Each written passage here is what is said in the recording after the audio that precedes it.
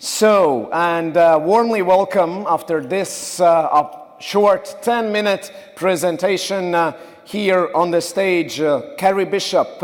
Please, applause, Carrie Bishop. Carrie Bishop, co-director, FUTUREGOV, United Kingdom. Should I say God bless the Queen now? If you feel that way, then sure. Okay, God bless the Queen, and I love Robbie Williams. Thank you, please. There's an election this week in Britain, like a national election. I'm actually missing the election to be here with you guys today, so thank you for having me. So I was told this was supposed to be 10 minutes, but I've got 25 slides, so may overrun just a little bit. And also the benefit of going last in this situation is that you get to change your slides halfway through the day when you realise there's other stuff you could say in addition, so that's why there's so many. So I'm going to talk quite fast and then we can go back for questions and stuff at the end. So I'm Carrie, I run a company called FUTUREGOV. We work primarily with local government, which is why it was great to hear Hans's talk earlier on about the kind of local and regional issues, because that's quite close to my heart. And of course, I wouldn't be here otherwise. Everything we do is to do with disrupting public services through digital technology. We're global, we do work primarily in the UK but also abroad, and this is how we're comprised. So there's about 40 people in the company, because we're quite a small company, and we're made up of 3 different disciplines. So we have technologists, we have developers, front and back end, and we have designers. Those are the people who go out and understand what is it that the users really need, and I'll talk some more about user need in a minute. And come up with solutions. And then crucially, we have change managers. So these are people, like I imagine a lot of you guys here today, who've worked in government before. So people who understand that you can't just make an app and kind of like chuck it over the wall of government and hope for the best, because actually it takes a long time to make change and make change stick within government. So we have people who've previously worked in government working with us. And so our focus is on transformational change. So it's not really about tweaks and small improvements. We can do those, but it's not that interesting, to be honest. And it's not even about transactional change. So it's not about doing your slightly rubbish process online instead. It's about completely transforming the way government works. So it's about, and examples here would be, so if we start at the bottom with tweaks, this is like changing the wording on an application form. If we think through transactional, this is like putting a transaction online, putting an application form online so you can apply for that thing online. A transformation is asking, why do we even have this thing in the first place? Why do we even need to apply for this in the first place? Is there something else we could do to solve the problem a different way? And that's the kind of stuff that we're interested in. So I had a chance to reflect on some of the stuff that I heard earlier on today with everybody talking, and there are a few things I want to build on and a few things I want to challenge while I'm up here, and I've got the microphone. One of the things that I felt like we kind of missed out a little bit was, I think, Richard's talk, which I guess was like the very first one of the day, if you can cast your mind back that far. He gave a Venn diagram, I don't know if you remember, and there was something about open data, and there was also something about open public services, and we haven't really talked about that so much, because I think a lot of what we do is about more than technology. Although obviously the tech is a kind of key component of all of this, it's about more than that. It's about humans relating to humans and finding ways that technology can almost get out of the way. And I love that comment that Tavi just made about, the best service is no service, and I think some of that really holds true. The other thing I really want to take issue with is the idea of digital by default, because I just think that's rubbish. I think we heard something earlier about people who struggle to access digital services, and there's definitely that as well. But then there's also this thing about carefully thought through application of digital. It's not just let's make everything digital, and as we see, then there are these huge implications. It's about really thinking that through. But what should be by default is the openness. And digital obviously helps us achieve that openness, but it should be the openness that we come to first, then supported by really thoughtful, intelligent digital design.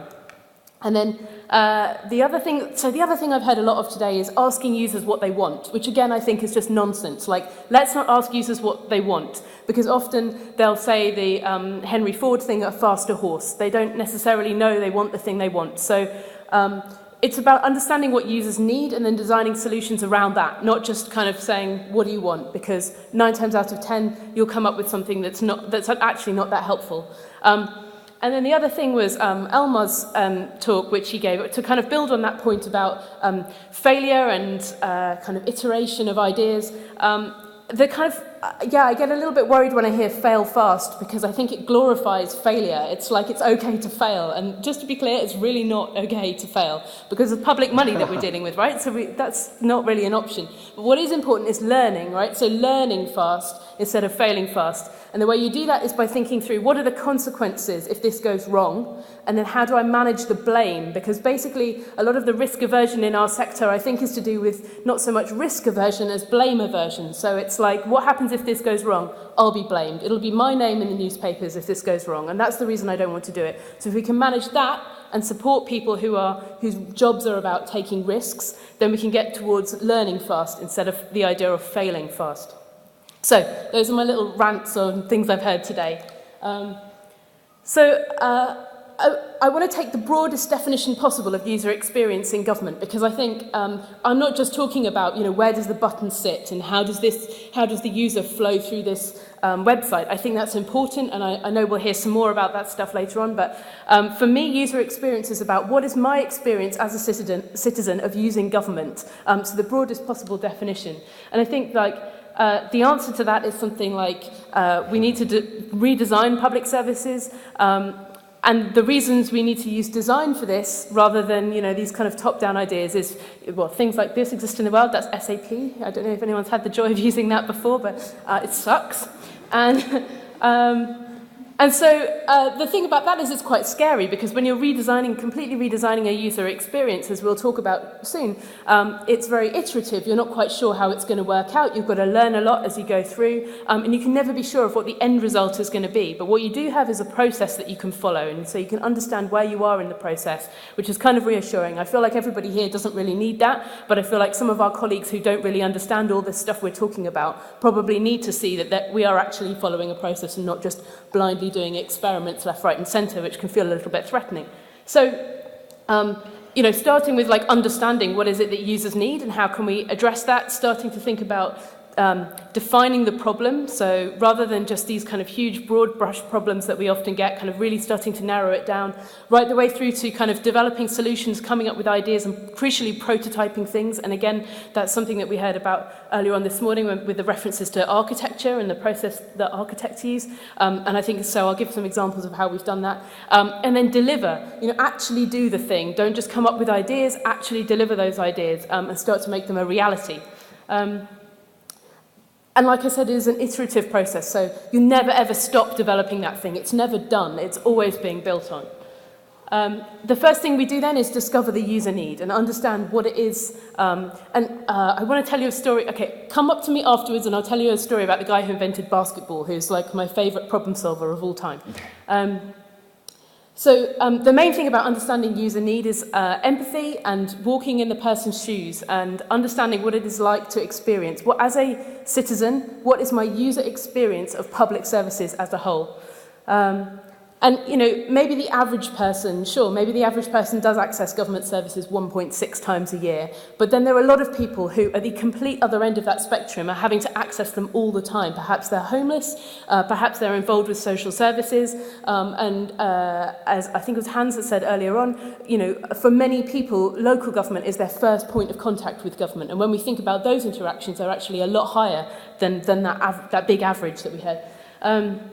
And so what we would do is go about mapping what is the experience, not just what is the business process, by the way. Business process mapping is fine, but it doesn't give you the full picture at all. It just tells you, what do we, the organisation, do? It doesn't tell you what does the user experience every time they come into your service. And that user experience might start way before they reach your front door. It probably starts with them at home Googling something, right? Like, how am I entitled to these benefits? I'm just pregnant, like, what am I entitled to? Or what leave can I take from work? These questions. So understanding how citizens access information, all of that goes way ahead of the journey before they even reach your front door as a public service. And then looking at where is there opportunity to correct stuff? Where's stuff going wrong? And where can we completely reinvent things? Then we start to come up with creative solutions and think through problems differently. Lots of post-it notes are harmed in the making of ideas.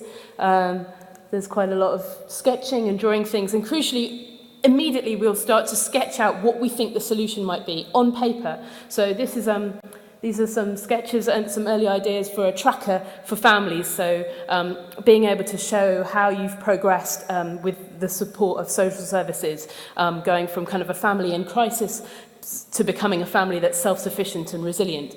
So we started to think about how might this look, and we just did it on paper because, you know, people don't feel threatened by paper, right? They can scribble on it. It's back to the architect's point earlier on. People can kind of mess around with the concept and play with it if it's just a sketch on paper. That's before any technology's been built.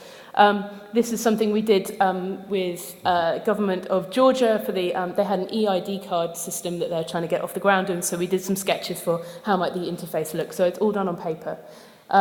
But then there's also not just, so back to that point I made about it's not just digital, it's also about offline services as well. So this is us trying to prototype a police station in Moldova to think through, you know, what is it like when, as a citizen, what is my user experience of the police? When I come to the police, how does it feel? Can I be overheard with other people in the police station? Does everybody know my business? Do I want to remain anonymous? And how might we arrange the police station to accommodate that? So we got some desks and put people outside and had a lot of fun. And then crucially, delivery. So I'm going to talk through a couple of examples of real projects that we've done and that are still running. So this map, which you probably can't see too well, but I'm happy to talk through later, this is kind of like what's the user experience of being a child in the care of social services. So there's an entire user experience here from the minute you get taken into care or the minute there's a problem or understanding your needs right the way through to you've been looked after by the state and now you're leaving the care process. So again, this is very local government that we're talking about, but it has a huge impact on people's lives on a day-to-day basis. And what we have at the top is the stages as the state would kind of see it. And then we have some kind of prototypes for how might we address some of these things differently. And then crucially, like the bit along the middle, the inspiration part is like, what else is out there? Because I've heard loads of references to Uber today, and I think that's really important. Like, Uber is doing something incredibly disruptive. The technology is beautiful and intuitive and easy to use. There may be issues with Uber's business model, not for me to comment, but the point remains that this is a truly disruptive technology, and so how might that type of technology be applied to public services? And there are many more examples beyond Uber even. And some of these design principles that sit along the bottom are about what are the things that users need. So, and by users we mean both the end user, the child or the family, but also the systems and kind of organizational users who sit behind them. So they might need data portability and that kind of stuff. So this is something that we made. It's a tool called Patchwork. This solves the problem of when you're a social worker and you go into a family for the first time, you have no way of knowing who else from which other public agency is also working with the same family as you. So you might ask the family, who else, have you been involved with the police? Do you have a health visitor? Is there a nurse who's helping you? Is there another social worker or a youth worker? But often the families are in crisis themselves. They don't know who's working with them. So this is really about finding out who else is in this picture. It's pretty simple, really. So at first we first came to the problem thinking this is going to be a big case management system. It needs to, there'll be all these different databases in silos, and we'll grab data from all these databases and we'll mash them together and we'll visualize it, and it'll be on an iPad and it'll be all swooshy and nice. And then we realized, and this is to the point we've heard loads today, then we realized that taking the data out of these systems, because they're all proprietary, is going to be hugely expensive, hugely time-consuming, and it's going to be one of these hugely big failed IT projects that the public sector loves to do so much. So we kind of chucked that idea out and thought, what's the smallest thing we could make? What's the difference we could make here? What's the smallest piece of technology we can do? And so we created a tool where, as a practitioner, you enter the name of your client, and then if anyone else from any other agency is also working with your client, you see that person's details and you give them a ring on the phone and you speak to them on the phone. Because actually, when we spoke to social workers, what we understood was they don't want some big computer system to do all their communication for them. Firstly, they don't want an audit trail, so they don't want lots of records of conversations when they're discussing clients' private matters. They're also concerned about data privacy, and what we realised was the best way for them to share data was to have conversations, which is, as social workers, that's what they do best, right? That's their core skill set, is conversations. So in effect, what we made was a piece of technology to help them have better conversations with their counterparts in other organisations. We started really small, we prototyped it, we made the minimum piece of technology we could, and from there it's grown. So now it's being used in the UK and also in a number of councils in Australia, and we're starting to hear some really positive feedback from the users, which is really, really encouraging. Then the second project I want to talk about is completely the other end of the spectrum. So this addresses what is the user experience of Meals on Wheels. So in the UK, and I imagine here, we have a service called Meals on Wheels, which is for older people who can't cook for themselves. The council will, the local authority or the local public service will provide for them meals delivered to their door. But I've said this before, it's kind of like a drive-by shooting, but with frozen food. So they show up at your door in a van, they kind of throw the food out the back, it's all frozen, they screech off into the distance. It's a logistics business. And so the customer experience of that is basically being assaulted by food, which is not really the experience that you want from something like Meals on Wheels. And at the same time, we have older people living in their homes who are socially isolated. They may never speak to somebody during the week because they don't have the opportunity to get out and speak to people. They don't have a social network or a group of friends or family supporting them.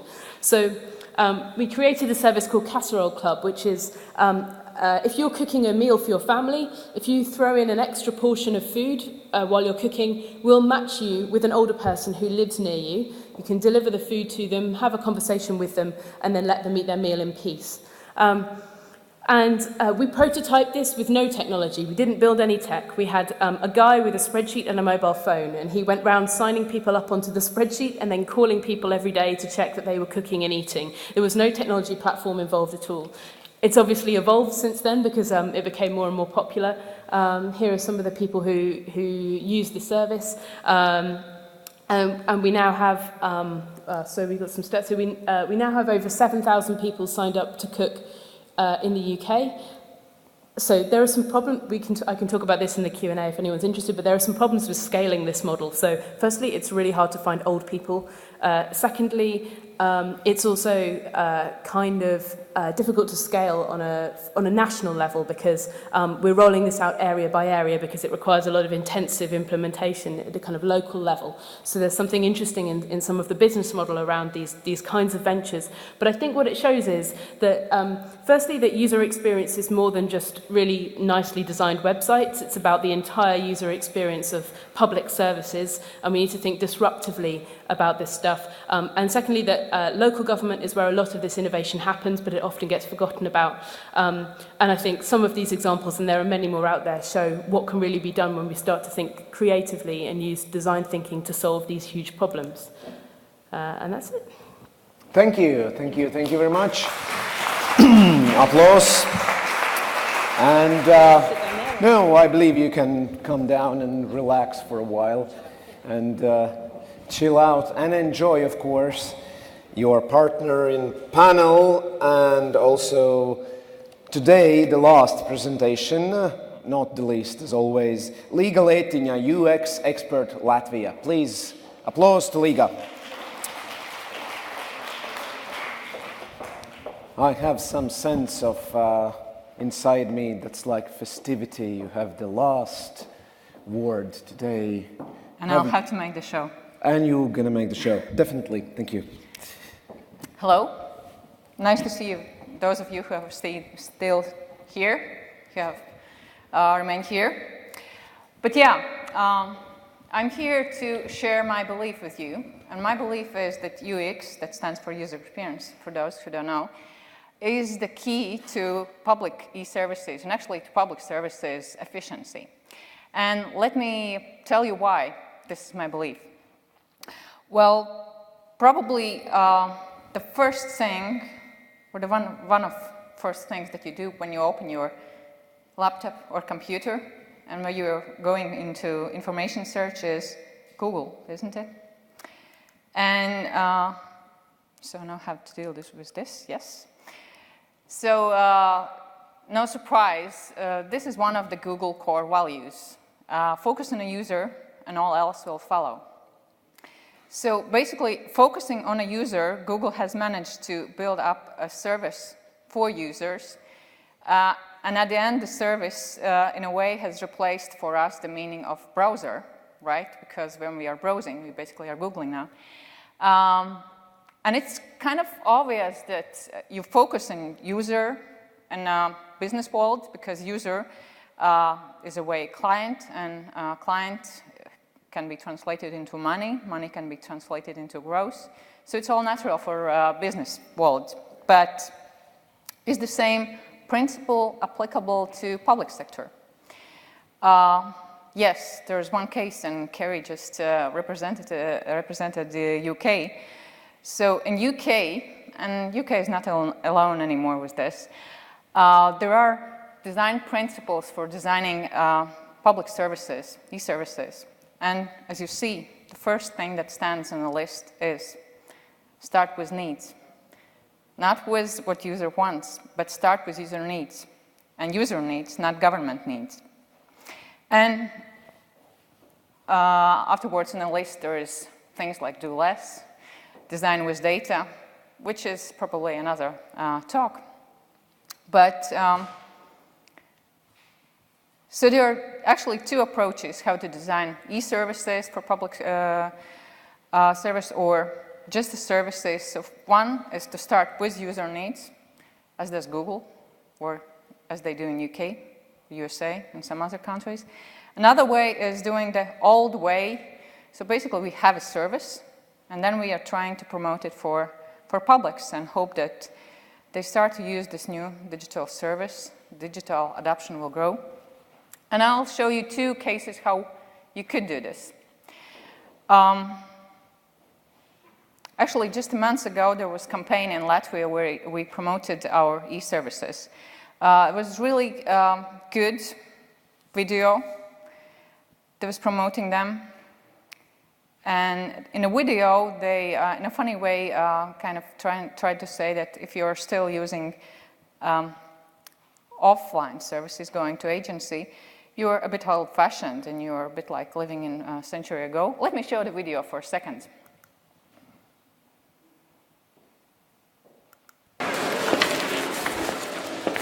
Lai es gāju, kur es gāju, es negāju rindā stāvēt. Lai es gāju, kur es gāju, es negāju rindā stāvēt, rindā stāvēt. Tas taču ir pat muļķim skaidrs, ka viss mājas izdarāmis.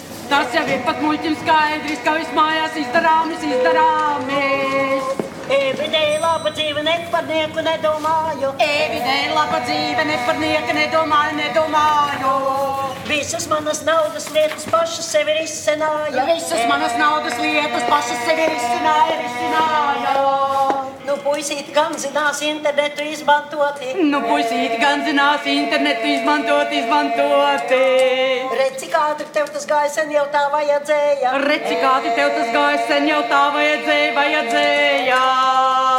So yeah, this guy was converted to digital services just by few people or few old ladies saying him, hey, go to computer, you can do that online. But is it really happened so? That a campaign or somebody that's telling you, hey, there is digital service, go try it, and the person starts to use it. What might happen actually could be also in this way as it happened to me, or let's say it's just a user walkthrough to this campaign. Let's say you noticed there is this portal, Latvia.lv, where you can get e-services. You go there. Most probably you go there not by campaign, but by the needs, when actually you have this situation, as Tavi mentioned, one of those 2.6 or 1.6 times a year when you need something. You go there, and hey, there is big letter saying you start, or how to start using e-services. And maybe you recognize this letter from campaign, and you say, yes, I'll click on this, and there will be easy start for using government e-services. And then you click on it, and in this case, what you get, it's actually a pretty well-designed page, but what you get on clicking how to start, you get a page with loads of text in a formal language that you have to read through, and then you read it through, the plain text. Oh no, sorry, I have to go back. I stole you all the show. So you scroll down more. You're looking for call to action button, and then you get it. ask a question. And then you're searching for the tiny link, e-services. Let's start to use e-services. And it's hidden. And hey, yes, the third click worked. And you're here in a governmental portal and you can start to use your services. So what I'm trying to say is that, and actually the story is a bit longer when you start to use this portal. Not always the flow of using these services corresponds to your actual need or to actual stories. Not always you get all the data pre-filled that you would expect it, but that's another story. But yeah, at the end of the day, in a way you get, especially for a newbie, you have the feeling that you get in front a wall of formal language, of complexity, and if there is wall for a newbie, there's something that you should kind of step back and not try to enter, right? But there could be, oh yeah, so if we would try to measure this, this scenario, we would see that user satisfaction for this case, using the portal in this case, would be kind of average. Well, task completion, this is another thing that we measure when we measure UX, would be, yes, you managed to complete your task, but it was still average. And would you recommend this kind of service to your friends? Might not be the case if it was not easy to use. You probably would say, hey, let's better just pick up the phone or go to the client service center. It should be easier there. So if we would play around with very imaginative numbers, how this would be if we would make kind of cost estimates, then I would say that, and again, I'm saying it's totally imaginative numbers, but probably in this case, there would be the investment in ad creation, there would be an investment in ad campaign, there would be small investment in landing page. But then, if we would look for the conversion rate for digital adoption afterwards, after this kind of campaign, or how many this would help us to save, I would doubt a little that it would help to save a lot. And maybe ICT department head would say, hey, yeah, we saved ICT budget, and we did a small campaign, and a few people started to use digital service. But is that the maximum that you can do? Yeah, just to calculate in front of you, if you didn't. What I believe, there is another approach. There is another approach that maybe in the beginning seems to have more investment. But I believe at the end of the day, it has more benefits. And what if, again, playing with the same imaginative numbers, with the same imaginative amount of money, what if we started with investing in user research? What if we found out in user research that users need a small uplift, a small, tiny improvement in government e-services? What if we invested in that? And what if it turned out that we were precisely targeting the user need in that way, that users are actually starting to use digital services and starting to recommend them to use to their friends? So what if that turned all the investment into higher digital adoption rate? So at the end of year, maybe you could find out that you don't need that one person in call center, and you can save this call center person's salary and move this money into some other position. So what if we looked on e-services more holistically, not only as ICT or some other department budget? At the end of the day, maybe you have invested less. I really, again, love UK example, because what UK does, they really measure lots of things about their services. They precisely have measured the cost of each digital service. They have, or each service, they have also measured user satisfaction as well as how many people use digital services out of all users, and what is the completion rate? So how many of them complete what they have started to do? I really recommend you to visit this page. It's really interesting just to explore. And again, was a reflection to UK. I know what GDS does when they build new service. They sometimes start with so-called pop-up research labs. So basically, when you want to improve some service, you go to the physical client service center, you take up, roll a banner, you put up a table, and you start to talking with people. Why did you came here? How was it? Was it easy to fill out the form? Did you have all the data you needed? Did you succeed? Could you do it online? Why didn't you do it online? All this kind of questions that we could actually ask when we also are designing our services and e-services. And in this way, focusing on user research, and it could be just small, tiny, one-day research lab actually, we can build up services that more correspond to user needs. And there is this one case study also that I want to show you. It's a site here in Latvia. It's basically our legal acts database. And what could be more boring than legal acts database for one country, right? Lots of plain text documents, long text. But when we started to design that, we found out that there are 3 completely different target audiences, so user groups. There are people who are professionals, like lawyers. They are public service officers who have different needs. And they are just anybody of us, citizens, people. And focusing on 3 different user groups, 3 different needs, and adapting features for each of them, we have managed to build up this new service. And actually, it's also responsive and mobile. And the results that we can measure afterwards are like this. We measure satisfaction, and we see that there are 70% people who say that now it's more easier to use.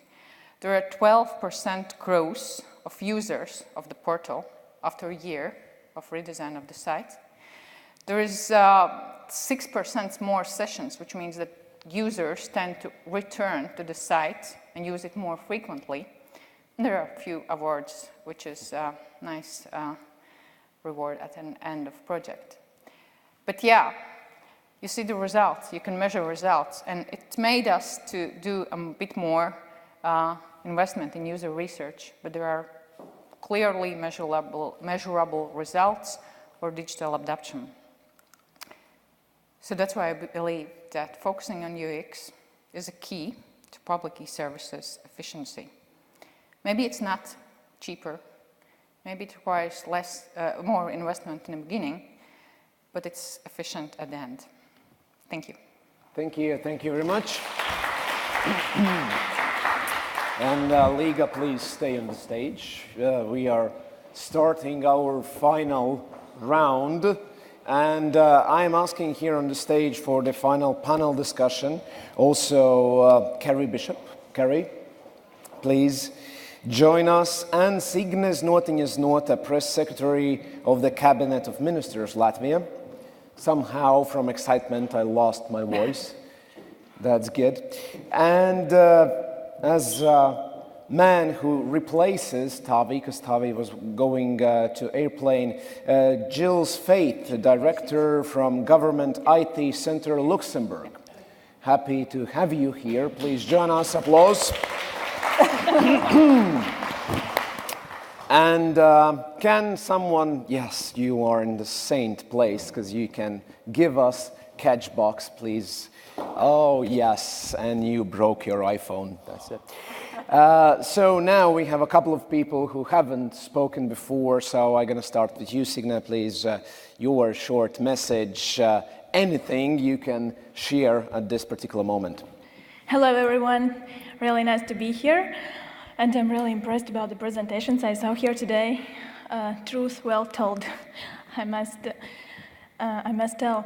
And I really think that we should think what, not think, but also act in frames what user really needs, not likes and not what government likes. And this is also what we in Cabinet of Minister and State Chancellery are doing. And regarding these digital issues and e-services, I really think this case from a colleague from Estonia was great. I like his approach. It was very useful and very interesting. But I think here in Latvia we have to do a lot to work on this to make them more efficient. So cross and points everywhere. But I got a message and lessons learned today. So thank you, everyone.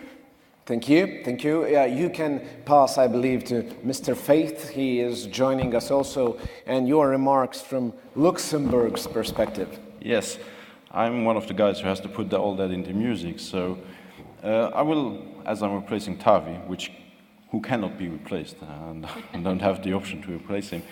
Tavi said that user experience is not important in the monopoly business that we have as public service, as long as it works. Yes, Tavi believes also, I know that innovation is the key to public sector modernization. So I tried it. Innovation through pain does not work, at least not in Luxembourg. Modernization with the carrot, it was proposed to make paper cost, might work, I don't know. But giving people the choice to use the better service, in my opinion, that's the key, and that will work. So there's where user experience comes, in my opinion, comes in, and that's where we have to focus on it, is user experience has to be able to tackle the monsters, to kill them, all the big security monster, the complexity monster, the technical monster. We know the monsters, we see them every day. So what did we do in Luxembourg is we tried, by the security monster, you cannot kill it entirely, so we try to have it uniformed. We have one platform. We try to educate people to that look and feel. And we might succeed in having our web and user experience guys making an internet presence which is working. But it has two sides. Because when we do in the old world, not in the new world, and I think of Tavi being in the new world, when we in the old world do new services, we have to look that we get not only the adherence with our citizens, but we have to focus on the adherence inside our public service. So that's why, for us, user experience is on these both worlds where it plays, and it is the key. And this is nothing new. This is, you heard that 100 times. KISS is the principle to keep it working. Okay, thank you. And we have a couple of questions coming in.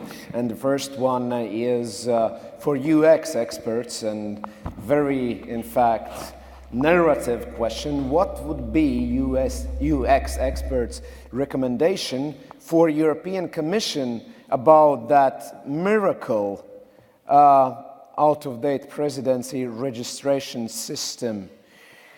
You have to register yourself twice. Do not understand why. That's the reason why I'm home today. Well, really pain is coming and screaming out from this. But still, what would be recommendation? Color that, drop it in garbage, or update somehow? Well, the floor is yours. You can pass the cube and then take the cube back. I know the system, it comes from Luxembourg. But it comes from a private company. So this is something which can be approved. And I think having those kinds of feedback and getting them through by people is the first thing to start. This is where you said, and you said it also, you have to go to the terrain and see where the pain is, where the monsters are. And there's huge probability that nobody before said that this system is old one or something like that. You just have to listen. Yes, please. I have to admit, I also almost did not register and did not come here. But I would say the system, you never can judge should it be redesigned or should it be just built once again. Because the one thing that was missing in the system was that nobody asked users to try it out and to fill it out. Basically, it was built and published, and that's it.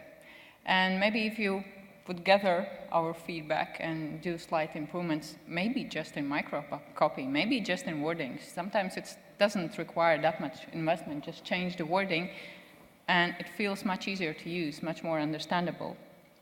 Yeah? Yes, please. And probably, I should imagine, to Tavi's point, why do we have that in the first place? Like, when there's already things like Eventbrite or other kind of well-used tools that can do the job just better, because that's the thing they focus on. That's what they exist to do. So, again, I believe the institutions are afraid that those are not trustable systems and they will build their own, which is absolutely safe. Or maybe I'm misconfusing this perception. As far as I know, it is the choice of every presidency, but it is a private company who offers it. It comes from Luxembourg. It does nothing to do with Luxembourg state, but this is their choice. But they have to be informed. They have to see how it should work and then go from there. Okay, and the short comment, finishing this poor page. Yes, just a short comment. Also, to coming back to Tavi's, what he mentioned, that monopoly can afford not focus on user experience. I would say that we always have the choice of using either digital service or the physical one, or like offsite one. And always the question is the cost. How much does it cost to use analog service or complicate service? All the mailing costs, human resources costs, administration costs, whatever go to real estate cost if you want. And what does it cost to use a digital one? What does it cost to focus on a digital service? Okay, thank you. The question for Signe, so you can, in very sportic way, just imitate that you catch it, at least. Okay. Public mobile application football is a quite well known abroad and got some prizes. What about Latvia? Was it very difficult from the civil servants' chairs to develop something like this, as might be that many public institutions feel good enough not being transparent? Before you answer that, maybe you can explore a bit more and open what was the meaning of football application. Okay, actually, this is also about user experience, because that was the first thing we did. We started not with mobile application, but we started with just a very, very simple section in the official government website. It was totally civil servant initiative, nothing official. And the idea was we invited society to tell what's wrong in public administration and what should be improved.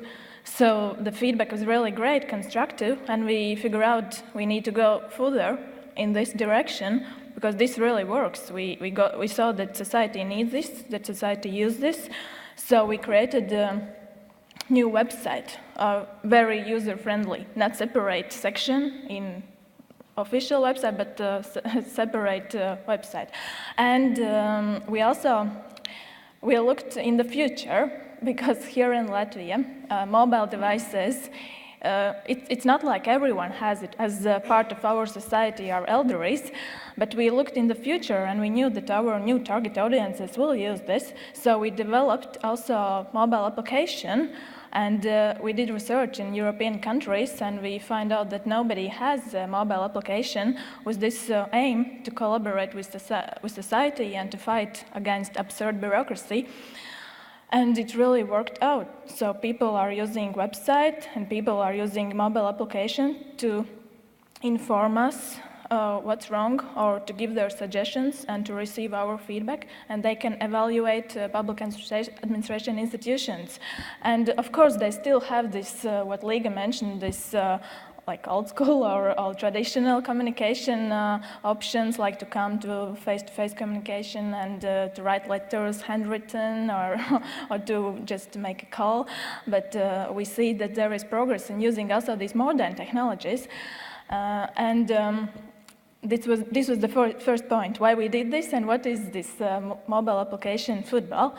And if we talk about how employees or civil servants felt about this, at first they felt bad because, not everyone, but part of them, because they thought, oh, now everyone will evaluate us and tell what's wrong and it's against us. But no, it wasn't. Our idea wasn't to tell, oh, you are doing a bad job. It was like, please collaborate, please play good football among you and with society. So, and I can tell that this design thinking element was here involved for 2 years, because only after we saw that this initiative is working, we created these digital tools. So, and that's why I totally agree that you need to listen to your clients and to find out what they really need, and only then act and invest more. So everything goes smoothly and we are on the right way. Well, I feel that you are really playing football with the organizers, because when you started to answer spontaneous question, the slides appeared with the football, so everything is over-coordinated. Very good. I have a question which is like a simple one. If I had a limited budget, which is priority to invest in? Here is a lot of possibilities: infrastructure, design, research and public, etc. Where to invest? I have my pocket. My wallet is not limitless. Where to start? Please pass the cube, maybe to United Kingdom.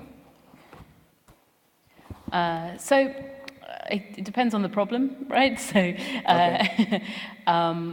I think, so if you don't know what the problem is, but you have a limited budget and you want to start solving some problems, then it feels like user research is the first thing to invest in, because otherwise you're going to be spending your money on stuff you don't need because you haven't understood the problem in the first place. So that would be the place to start, in my view.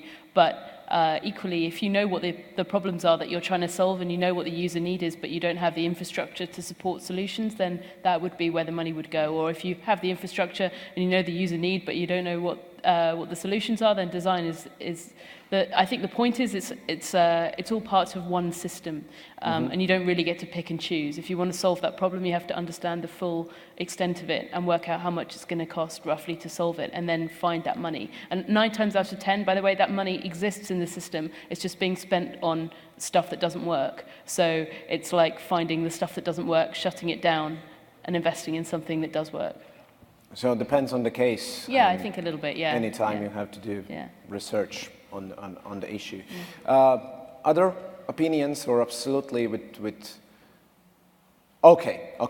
Then the last question from my side. Tip. A lot of kind of the same questions coming in. We already answered that. Stop sending all the time something. Okay. Dialectics. State monopoly versus user experience. You answered that already. Definitely. So which means if I cannot find this message, we are going to public. The last question, and then, so could not catch. The powers are over. The last question, and then we are wrapping up. Arnis can start, make a summary in his mind. Last question to our user experience experts. We have Netherlands, we have United Kingdom, and 2 wonderful cases from Latvia, including Cabinet of Ministers. All my respect. So I'm dropping that now, passing to you, finding someone who is not looking at me to get the better effect. Who has a question? All 5 of you? Okay. Then I see you, and I'm sorry. Yeah. Just take it, if you can, somehow. Yes, moving. The final question, huge possibility. I'll take it. Wonderful. Please, your final question today. Okay. Final question and the comment. We saw, from my point of view, 2 different approaches. The colleague from the Estonia showed us an example of designing services from the perspective of administration, and telling us that they have a problem because they have only 1.6 contacts, average contact by user with the government. And we saw a different approach from other colleagues because UK example and the example from Latvia show us that there's a different opportunity if you are designing and if you are waiting for the users to tell you what they want, then you can be able to have more than 1.6 contacts per year for contacting public administration. So what I'm wanting to ask is, are there any methodologies or are there any follow-ups that can, I don't know, in some kind to trustable data.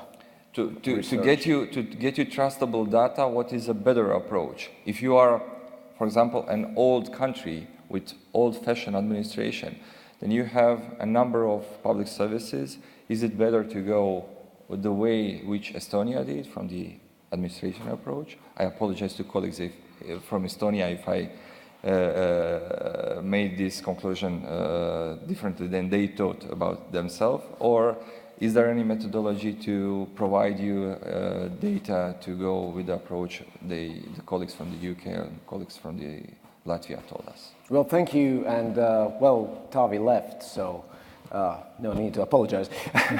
Okay, your opinion, you can take the legal microphone, and this is really two schools. Which one is, do you have any trustable measures? What can be better? Being in between. Being in between, I feel that the measures is not a problem because we have them. We had a form-based approach, PDF to be correct, and we noticed that a lot of people downloaded the forms, but they stopped there. And nobody submitted them because they didn't manage to submit them, to sign them, and they didn't have to write pipapo, WIDA, and so on and so on. So this is information we had. We just had to use it and see where the problem was. Now we have an integrated approach, and the gap between the downloads or the starting of the approach and the delivery of the approach is getting very small. So I feel the measure is there, but you have to exploit it. Okay, thank you. Carrie looks surprised. Can you clarify the question? So it's about what data is there? The question is, are there some statistics that proves on the basis of comparison that user experience gives some upper hand over those who are just putting on the state monopoly? I mean, because if I understood Tavi's presentation correctly, the kind of administrative response, it was a response to user behavior. So in some ways it's kind of, I wouldn't really call it like two different schools of approach, because it's still responding to what users are doing. It's just using data to find that out, and it's data that the government is collecting. And of course the government has to protect its income, so I can totally understand why they would Estonia would create a technical response to the solution to the issue. So that makes sense to me. But I mean, it depends on the outcome that you're looking for as to what measures you would use, right? Like, there's all kinds of things that you could and some of the performance dashboard stuff that the government digital service uses is the stuff that Līga showed is like totally useful stuff that shows how people are going, and that would be the kind of data you're referring to as well. And then there are other measures that you can make, and some of the measures that we use. So we use a methodology for casserole, which is the meal sharing, the dinner sharing project that I spoke about for older people. We use a kind of well-known academic research framework, and we go out and we ask people questions on a survey, in effect, to understand, do you feel less lonely, basically. That's the question we're asking, although we're asking it in ways that use kind of in ways that mean that people know how to answer that question one way or another. So there are lots of those academic frameworks out there. Some of them make more sense than others, and it's about finding the right one for your specific outcome that you're looking to measure, I think. Okay, thank you, Carrie. Latvian part, yes. Start with Signe and then. Yep.